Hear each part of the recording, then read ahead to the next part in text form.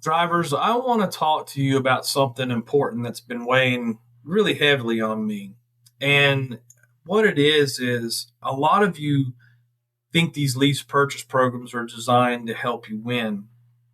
And I'm going to tell you a truth you probably have never, ever heard anyone say before. So I want to make this really clear. So let's slow it down for just a minute and let me walk you through all of this math. Whether you're a W 2 driver, 1099, thinking about a lease, or you're already in one, by the time I'm done with this video, you're going to understand this game a lot more clearly. And this is important because these lease purchase programs aren't designed to help you drivers win. What they're designed for is to move freight cheaply.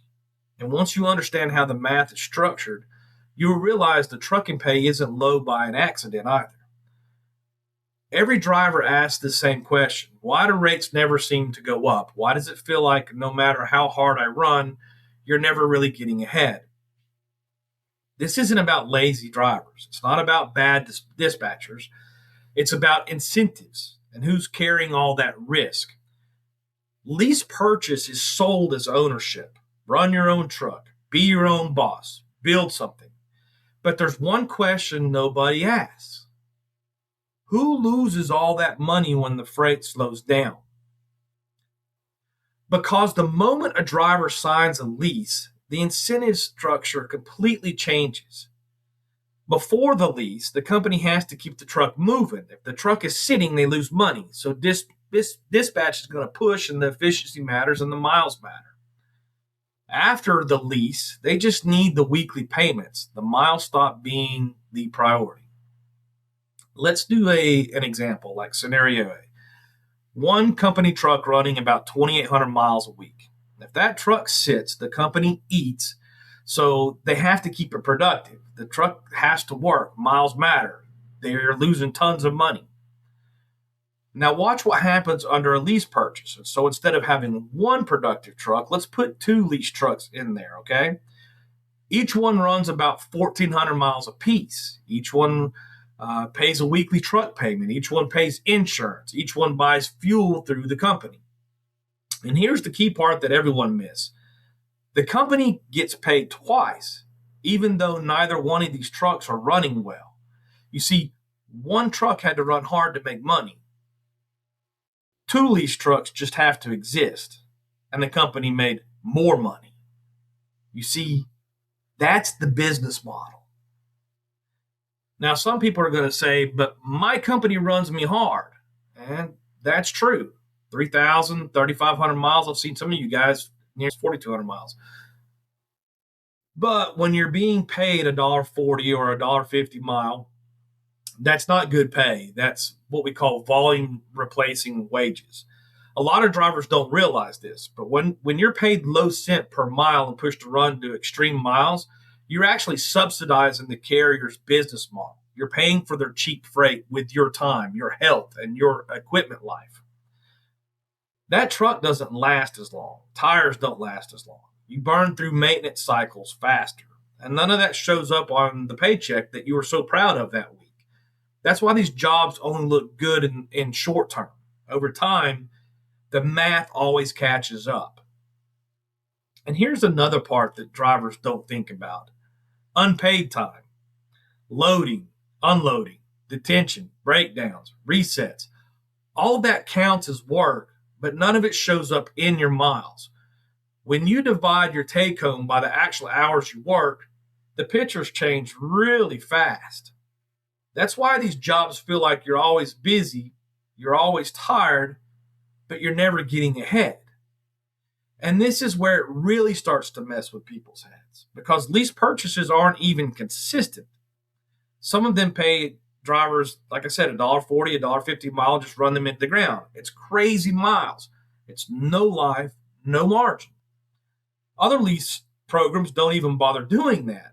They'll give you low miles, and they couldn't care less if you make money because they already got paid off the truck payments, the deductions. And then, of course, you got the real sneaky leases. They advertise a high number. We'll pay you over $2 a mile. We pay premium rates. But then you find out that you're only getting 65% of that or 70% of that. So after all the deductions, that $2.10 actually turns into like 80 cents real quick. And this is why comparing advertised rates in trucking is almost meaningless. Drivers hear numbers and assume they mean the same thing everywhere, and they don't. And it's bad. It's a bad problem in this industry. One company's $2 a mile might include fuel, insurance, deductions. Another company's $2 a mile might be before percentages, before fees, before anything real. If you don't know what the number really is that you're actually being paid on, you're already behind. And that confusion isn't accidental. It benefits the people writing the contracts, not the people that are signing them. Because 99.9% of you don't know what the real number is before you sign on that dotted line. Different structures, different sales pitches, same outcome. Some squeeze you with miles, some squeeze you with payments, some squeeze you with the percentages, but every single one of them is built around the same idea. And this is the part that matters the most. A healthy pay structure gives the drivers margin, room for error, room for a slow week, room for a breakdown. If one bad week can wipe out a month's worth of work, the structure's already broken.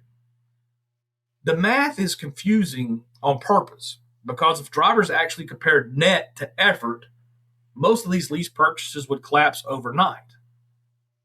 That's why I did the 10 weeks driver and showed just the nets that he made in 10 weeks. At the end of the day, it always comes back to the same place. The driver absorbs the risk. The driver absorbs the wear. The driver absorbs the stress. And the system keeps moving freight cheaply no matter what happens to that person in that seat. This is why drivers see $2,000 checks and think they're winning. They're exhausted. They're running nonstop, but they're confusing effort with profit. If you need extra miles just to survive, the math is already telling you something is wrong. One bad week wipes out 3 good ones. One breakdown erases the entire month. That's not a business. That's what we call a treadmill. This is also why you hear people say, well, it worked for me, and I believe them. Some people survive bad systems through timing, luck, and overworking themselves. But survival isn't success, and one person's good stretch doesn't fix a structure that hurts tens of thousands of drivers long term, and that's what's happening right now. But it's happening every day. If a system only works when everything goes perfectly, then this is not a good system. Now, when you multiply this across thousands of trucks, lease trucks, low cent per mile trucks, percentage games, that's how the freight gets subsidized. And that's how the rates stay low for everyone. The system isn't broken. It's working exactly as it was designed. Whether they squeeze you with the miles or the payments or the percentages, the math always lands in the same place. The drivers lose. That's what is broken. And the trucking then the pay stays low. That's why trucking pay stays low. This is Big Rig Nation. We don't sell hope. We tell the truth, and we always show the math.